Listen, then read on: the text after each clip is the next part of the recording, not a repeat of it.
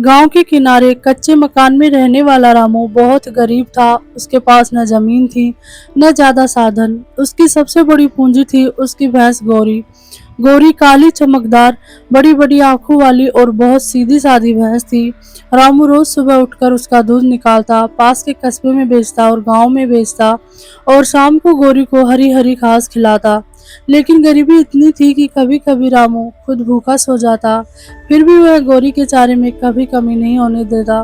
वह कहता कि गौरी मेरी भाग्य लक्ष्मी है, इसका पेट भरा होगा तभी घर में सुख आएगा। एक दिन गांव में महामारी फैल गई। कई जानवर बीमार पड़ने लगे।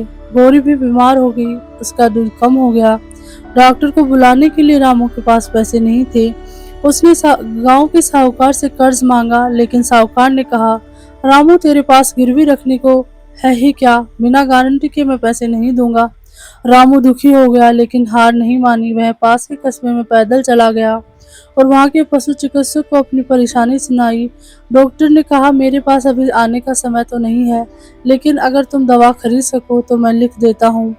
रामू के पास पैसे नहीं थे। उसने अपने फटे पुराने बर्तन बेचे, गांव के बच्चों को मिट्टी के खिलौने बनाकर बेचे और किसी तरह दवा के पैसे जुटाए। कई रातें भूखा रहकर उसने गौरी की सेवा की। धीरे धीरे गौरी ठीक हो गई। गौरी के ठीक होने के बाद वह फिर से दूध देने लगा। रामू के जीवन में थोड़ी रोशनी आई, लेकिन गांव का साहूकार परेशान हो गया, क्योंकि वह चाहता था कि रामू की भैंस बिक जाए और रामू हमेशा उसके कर्जे में डूबा रहे। उसने चाल चली। एक दिन उसने गांव वालों में अफवाह फैलाई कि रामू की भैंस जादुई है और उसका दूध पीने से बीमारी फैल रही है। लोग डर गए और दूध खरीदना बंद कर दिया। रामू का सारा दूध रोज का रोज खराब होने लगा। रामू बहुत दुखी हुआ। उसके पास न खाने को कुछ था, न बेचने को। गौरी उसे बड़ी मासूम आंखों से देखती, मानो कह रही हो, हार मत मानो रामू, सब ठीक होगा। रामू समझ गया कि अगर उसने हिम्मत नहीं दिखाई तो सब कुछ खत्म हो जाएगा। उसने अपना पुराना सामान, टूटी फूटी चारपाई और यहाँ तक कि घर का दरवाजा तक बेच दिया, ताकि कस्बे में जाकर दूध बेच सके। रोज सुबह 4 बजे उठता, गौरी का दूध निकालता, 10 किलोमीटर दूर कस्बे तक जाता और वहां बेचता। धीरे धीरे लोग उसके दूध की मिठास और शुद्धता पहचानने लगे। रामू के ग्राहक बढ़ने लगे।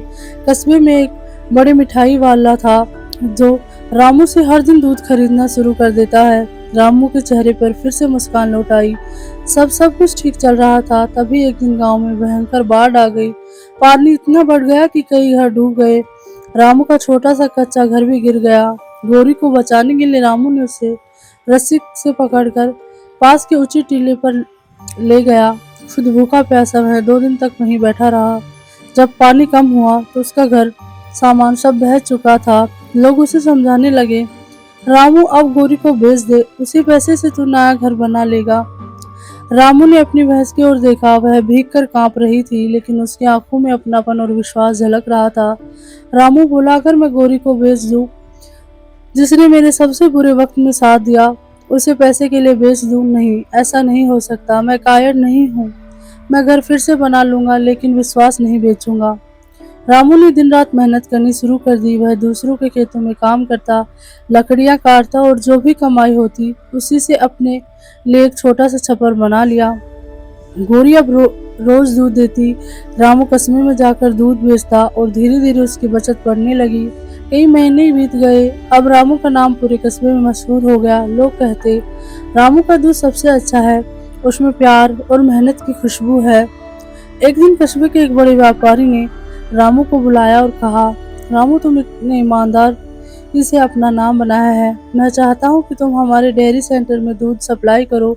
तुम्हें मैं अच्छा दाम दूंगा। रामू की आंखों में आंसू आ गए। उसे लगा और जैसे उसकी सारी मेहनत रंग लाई हो। उसने गौरी को गले लगाते हुए कहा, देखा गौरी, तेरे भरोसे, तेरे प्यार और मेरी मेहनत ने हमें कहाँ पहुँचा दिया।